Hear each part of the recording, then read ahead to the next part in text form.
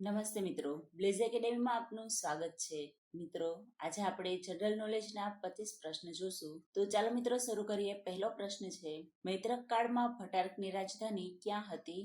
તો તેનો જવાબ આવશે વલભી. ત્યાર પછી બીજો પ્રશ્ન, સ્થિરમતી અને ગુણમતી કઈ વિદ્યાપીઠના આચાર્ય હતા? તો તેનો જવાબ આવશે વલભી. ત્યાર પછી ત્રીજો પ્રશ્ન, ઋગ્વેદ પર ભાષ્ય તથા નિરુક્ત પર વૃત્તિ લખનાર સ્કંદ સ્વામી ક્યાંના વતની હતા? તો તેનો જવાબ આવશે વલભી. ત્યાર પછી ચોથો પ્રશ્ન, ભટ્ટારકે કયું નગર વસાવ્યું? તો તેનો જવાબ આવશે વલભી. ત્યાર પછી પાંચમો પ્રશ્ન, શ્વેતાંબર સંપ્રદાયની ઉત્પત્તિ ક્યાંથી થઈ હતી?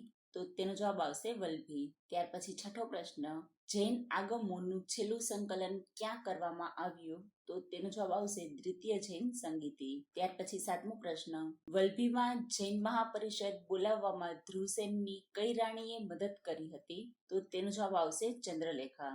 ત્યાર પછી આઠમો પ્રશ્ન, બ્રિટિશ કાળમાં વલભી કયા નામે ઓળખાતું હતું? તો તેનો જવાબ આવશે વડા. ત્યાર પછી નવમો પ્રશ્ન, વલભી કઈ નદીના કિનારે આવેલું છે? તો તેનો જવાબ આવશે ઘેલો. ત્યાર પછી 10મો પ્રશ્ન, વલભી વિદ્યાપીઠની સ્થાપના કોના સમયમાં થઈ હતી? તો તેનો જવાબ આવશે ધરસેન. ત્યાર પછી 11મો પ્રશ્ન, ગુજરાતમાં સૌપ્રથમ કલ્પસૂત્ર જાહેરમાં કયા રાજાએ વાંચ્યું હતું? તો તેનો જવાબ આવશે ધ્રુવસેન. ત્યાર પછી 12મો પ્રશ્ન, ખેડાનું પ્રાચીન નામ શું હતું? તો તેનો જવાબ આવશે ખેટક. ત્યાર પછી 13મો પ્રશ્ન, કયા રાજાના સમયમાં ચીની યાત્રી યુએન ત્સાંગે વલભીની મુલાકાત લીધી હતી? તો તેનો જવાબ આવશે ધ્રુવસેન બીજો. ત્યાર પછી 14મો પ્રશ્ન, પુષ્યભૂતિ વંશનો છેલ્લો રાજા કોણ હતો?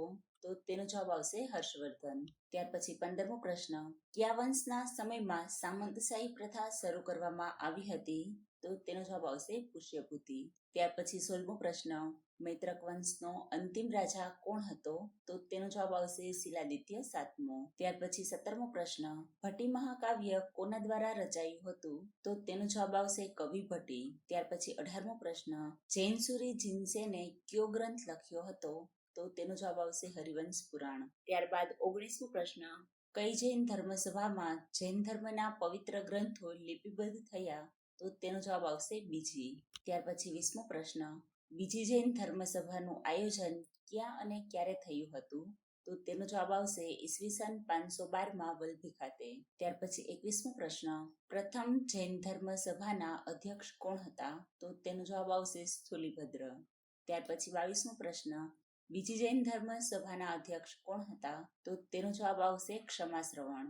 ત્યાર પછી 23મો પ્રશ્ન, પ્રથમ જૈન ધર્મ સભાનું આયોજન ક્યાં અને ક્યારે થયું હતું? તો તેનો જવાબ આવશે ઈસવીસન પૂર્વે 300માં પાટલીપુત્ર ખાતે. ત્યાર પછી 24મો પ્રશ્ન, બીજી જૈન પરિષદનો મુખ્ય આધાર કોને ગણવામાં આવે છે? તો તેનો જવાબ આવશે માથુરી વાચના. ત્યાર પછી છેલ્લો 25મો પ્રશ્ન, હર્ષ રાજ્યાસન જોવા માટે નીકળતા ત્યારે તેઓ જ્યાં રોકાતા જે આવાસ બનાવવામાં આવતા હતા તેને શું કહેવામાં આવ્યું? તો તેનો જવાબ આવશે જય સ્કંધવાર. તો મિત્રો, આ હતા જનરલ નોલેજના પ્રશ્નો. હું આશા રાખું છું કે તમને અમારો વિડીયો ગમ્યો હશે. જો તમને અમારો વિડીયો ગમ્યો હોય તો વિડીયોને લાઈક કરો, મિત્રો સાથે શેર કરો અને અમારી ચેનલને સબસ્ક્રાઇબ કરો અને બેલ આઇકન ઉપર ક્લિક કરો જેથી અમારા આવનારા નવા વિડીયોની નોટિફિકેશન તમને મળતી રહે. તો મળશું નવા વિડીયોમાં. જય હિન્દ, જય ભારત.